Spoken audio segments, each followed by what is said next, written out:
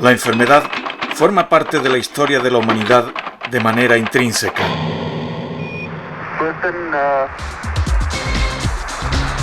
Tranquility Base here. The Eagle has landed. Roger, Tranquility, we copy on the ground. En la actualidad estamos sufriendo el coronavirus, pero desde que el ser humano empezó a organizarse en sociedad y a crear núcleos de personas que convivían juntos en un mismo espacio territorial, las enfermedades contagiosas tomaron un especial protagonismo.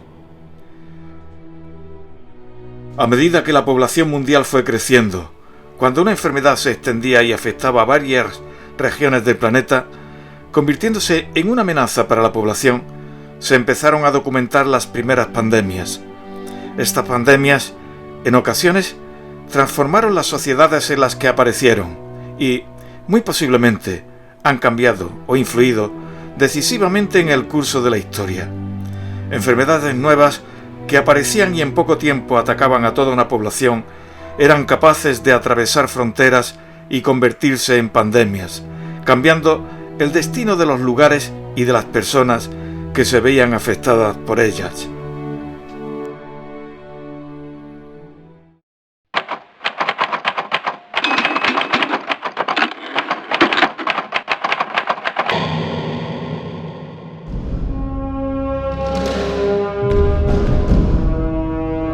La primera pandemia documentada de la historia de la humanidad tuvo lugar en el Imperio Bizantino, bajo el reinado del emperador Justiniano. Constantinopla, una ciudad de casi 800.000 habitantes, se encontraba en uno de sus momentos de mayor esplendor cuando una epidemia de peste vino a oscurecer el mandato del emperador Justiniano. La enfermedad, a una velocidad vertiginosa, se propagó de allí a todo el imperio. Incluso el propio Justiniano fue víctima de la peste, aunque terminó recuperándose. Al final de la epidemia, la capital imperial había perdido casi el 40% de su población, y en todo el imperio se había cobrado la vida de 4 millones de personas. Las consecuencias económicas fueron catastróficas, pues hubo momentos en que el número de muertos superaba el de vivos.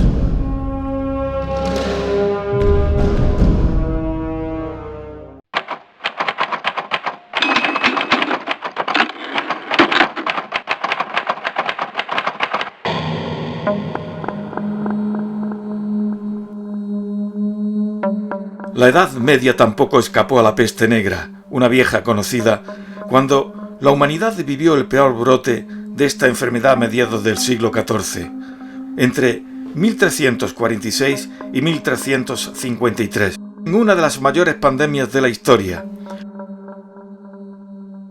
Los números que dejó tras de sí esta pandemia son estremecedores.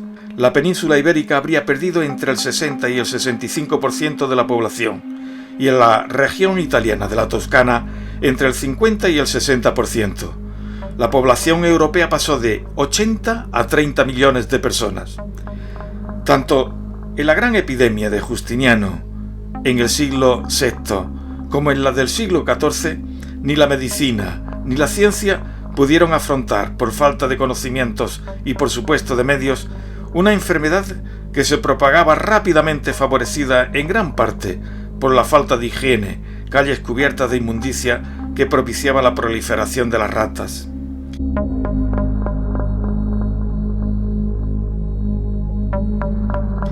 La epidemia, sobre todo en la Europa del siglo XIV, que tras años de malas cosechas debidas a un cambio climático y que provocaron hambrunas y enfermedades, se cebó en una población que apenas pudo resistir la primera oleada de la misma.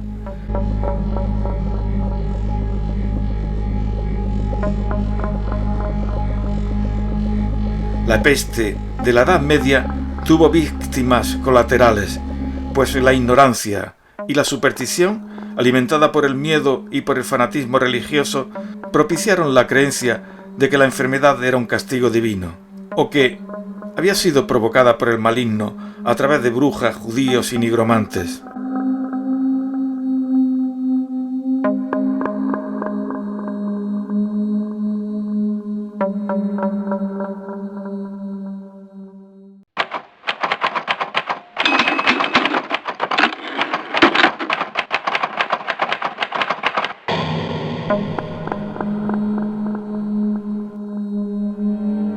La pandemia de gripe de 1918, también conocida como gripe española, fue causada por un brote del tipo A. A diferencia de otras epidemias de gripe que afectan principalmente a niños y ancianos, sus víctimas fueron también jóvenes y adultos con buena salud. Se considera la pandemia más devastadora de la historia humana, ya que en un solo año mató entre 20 y 40 millones de personas. Esta cifra de muertos, que incluía una alta mortalidad infantil, se considera como uno de los ejemplos de crisis de mortalidad. La enfermedad fue notificada por primera vez el 4 de marzo de 1918, aunque ya en el otoño de 1917 se había producido una primera oleada en al menos 14 campamentos militares estadounidenses hasta abril de 1918. En algún momento del verano de ese mismo año, este virus sufrió una mutación o grupo de mutaciones que lo transformó en un agente infeccioso letal. El primer caso confirmado de la mutación se dio el 22 de agosto de 1918 en Brest, el puerto francés por el que entraba la mitad de las tropas estadounidenses aliadas en la Primera Guerra Mundial, en una segunda oleada de consecuencias devastadoras. En el frente, la ofensiva de 1918 se suspendió por el ejército alemán porque tenía a 1 millón de soldados enfermos en el mes de mayo. En la oleada de mayo de 1918 se cree que más de la mitad de la población de Madrid había contraído la enfermedad. Pese a todo, lo peor estaba por llegar. Aunque ciudades como Madrid habían pasado lo más duro, la segunda oleada de 1918 afectó tanto a las ciudades como a pequeños municipios del mundo rural. El 75% de las muertes se cree que acontecieron en la segunda oleada de 1918. Aunque esta pandemia comenzó siendo una gripe relativamente benigna, su mortalidad fue aumentando progresivamente. Los hospitales estaban colapsados y los hospitales militares también tenían todas las plazas ocupadas.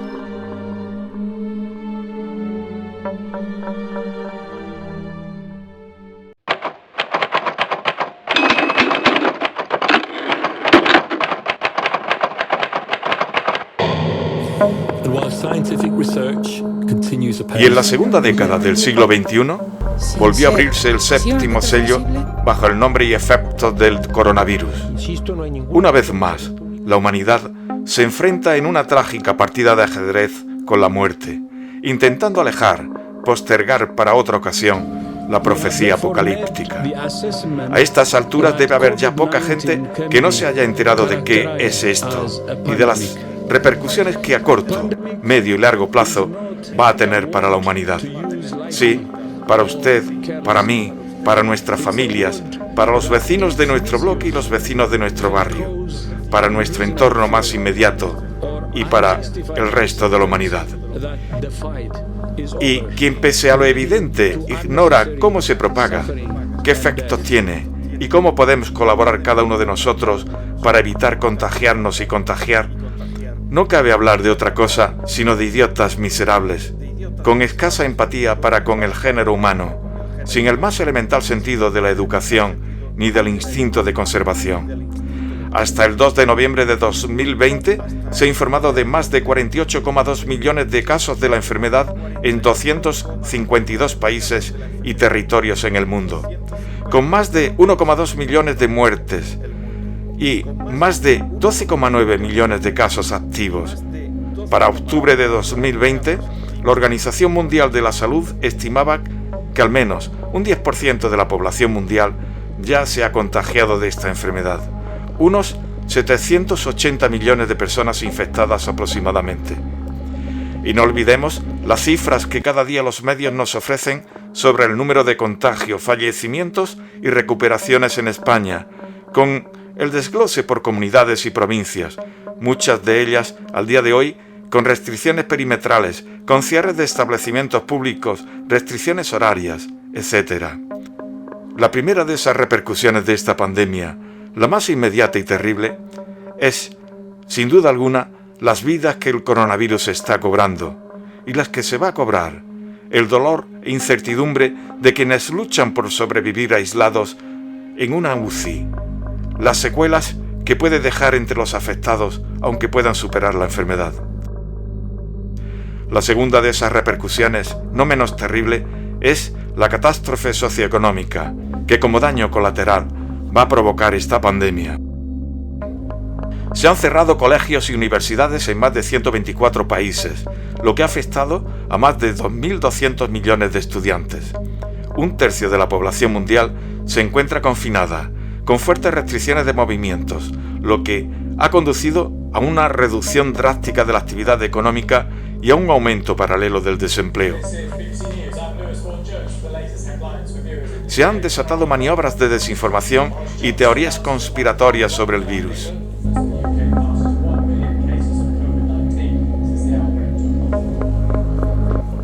En diciembre de 2019, las autoridades sanitarias de China dieron la voz de alarma. De la gravedad de esta situación, desde enero y febrero de 2020, se sabía ya en Europa y también en nuestro país. Y lo sabían médicos y científicos, aunque aquí, en un principio, se le quitó hierro a la cosa. Y es que había que poner en remojo las barbas, viendo lo que estaba ocurriendo en la vecina Italia, con una propagación rápida y terrible, informando al ciudadano de la gravedad del asunto que ya se estaba avisando desde la Organización Mundial de la Salud y recomendando unas medidas profilácticas de higiene personal y social, como evitar en la medida de lo posible todas aquellas actividades que posibilitaran la propagación del virus. Y el confinamiento, mediante un estado de alarma, se hizo en marzo, cuando el ascenso de la curva era ya imparable. El uso de mascarillas, de las que no hubo en un principio suministro suficiente, y las que hubo estaban a unos precios abusivos. Es cierto que este es un virus y unas circunstancias nuevas y desconocidas, planteando un escenario inédito en los últimos 100 años tras la llamada gripe española, que mató entre 20 y 40 millones de personas, pero sí se sabía su capacidad de transmisión y las repercusiones que, tanto a nivel de vidas sociales y económicas, vendrían aparejadas con la pandemia. Y es por ello que se imponía prevenir, tomar unas medidas profilácticas con antelación, que paliaran en la mayor medida de lo posible sus efectos, manejando bien estos datos de forma competente, dotando a la sanidad pública con el suficiente personal sanitario, hospitales y UCIs con el material idóneo. Pero, en un primer momento, a los sanitarios, el mayor aporte que se les hizo ante la precariedad con la que se enfrentaban a su tarea fueron aplausos desde los balcones de una población confinada. A primeros de diciembre, las esperanzas están puestas en unas vacunas que, pese al titánico esfuerzo de laboratorios de todo el mundo, van a tardar en llegar. Se baraja la posibilidad de que hasta mediados del 2021 no habrá en nuestro país vacunas suficientes para toda la población. Y es por ello que, de nuevo, se hace necesario mirar a médicos y científicos, y que nos dicen que va para largo y que por lo tanto hay que extremar las precauciones, que comienzan por usar el sentido común y el de autoprotección. ¿Cómo? Pues manteniendo distancias sociales, a ver si nos enteramos bien y no hay que recurrir a que de una forma más didáctica nos lo explique en EpiBlas. Que hay que evitar las fiestas, saraos, botellones y demás alegrías colectivas, que hay que aparcarlas para mejores tiempos. Lavar bien las manos, el uso de mascarillas, sí, señora y caballero, esa que se pone tapando la boca y por encima de la nariz, no la que usted lleva por debajo de la nariz de bufanda o como codera, que esa mascarilla está para llevarla bien puesta en establecimientos cerrados, supermercados y demás espacios públicos. Que no es de sentido común ni cívico fumar en espacios públicos, aunque sean abiertos, como aceras, marquesinas de paradas de autobús, pasos de peatones y terrazas de hostelería, sin una distancia mínima de 2 metros.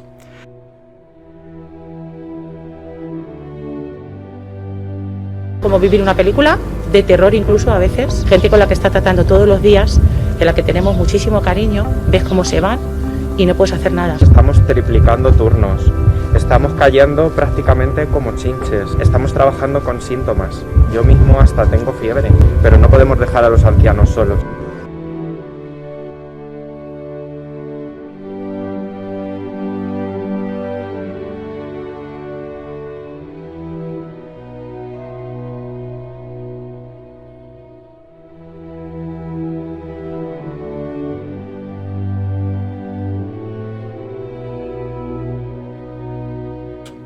tan difícil es de entender y de llevar a cabo?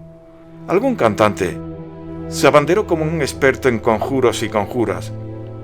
Y por si fuera poco, hay que soportar una ola de aquellos licenciados en las redes sociales sobre medicina alternativa a base de lejía, conjuros y boinas de papel de plata para evitar posiblemente radiaciones interestelares, no sea que esto vaya a ser cosa de extraterrestres o del G5. ¡Ay! Y que todo esto no es más que una conjura de los gobiernos que a través de las vacunas nos están controlando, con el objetivo de eliminar viejos de la faz de la Tierra y hacer un clareo de personal. Y así un largo etcétera de tontos ilustrados y, lo que aún es más pernicioso, algunos incluso con título, es decir, tontos de capirote titulados. Más o menos esto es cíclico. Ya los antecesores del medievo veían en sus correspondientes pestes la obra maligna de brujas, nigromantes y judíos. Solo que los de este siglo, los del siglo XXI, los negacionistas y sus mariachis han sustituido a las brujas por médicos, gobiernos maléficos y científicos, que precisamente estos últimos, médicos y científicos, están tratando de minimizar los efectos de la pandemia con un gran esfuerzo. Que a estas alturas haya individuos que teman más a una multa por incumplimiento de las medidas sanitarias dictadas que a la misma enfermedad, con todo lo que ello conlleva, que estemos asistiendo a manifestaciones y alteraciones graves de orden público con quema de mobiliario urbano, destrozos y saqueo de establecimientos en protesta por las medidas a las que se han tenido que recurrir como restricciones horarias nocturnas, cierres y prohibiciones de fiestas multitudinarias, botellones y demás saraos que nada contribuyen a parar la transmisión de esta enfermedad.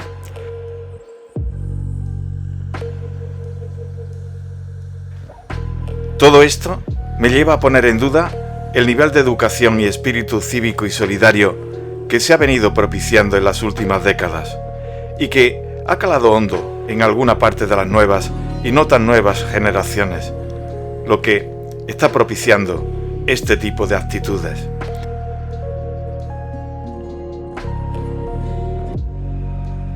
¿Dónde quedaron los aplausos de los que aún resuenan los ecos a esos sanitarios que se dejaron el pellejo y la salud, muchos de ellos, incluso la vida, peleando en desigualdad de condiciones con una enfermedad que venía a sembrar de dolor y muerte las UCIs saturadas de enfermos? Hoy, ese colectivo, que se ve mermado por tantas bajas que ha sufrido, siente rabia e impotencia por aquellos que, con su actitud de "conmigo no va esto", no ayudan en absoluto a parar la cadena de contagios, sino todo lo contrario. Y ahí están las frías cifras. Y detrás de las cifras, recordemos que hay personas, que hay dolor, muerte, desesperanza. Comparando las grandes pandemias de la antigüedad con la que estamos sufriendo en esta etapa del siglo XXI, me lleva a pensar que en aquellas, las de la antigüedad, no había ciencia ni medicina con el conocimiento y soluciones que atajaran los contagios. Hoy, en este siglo, en este 2020, sí que tenemos datos más que suficientes como para emplear medios y precauciones para bajar la propagación y los efectos letales de esta pandemia. Difíciles e incómodos de aplicar, sí, pero aplicables. Lo que no tenemos, además de una vacuna pronta y eficaz, es empatía, neuronas y capacidad de algo que los animales sí tienen: instinto de conservación de la especie. Cannot fight a fire blindfolded, and we cannot stop this pandemic if we don't know who is infected. We have a simple message for all countries: test, test, test. Somos capaces de vencer y superar las dificultades, por serias y graves que sean, pues estas efectivamente lo son.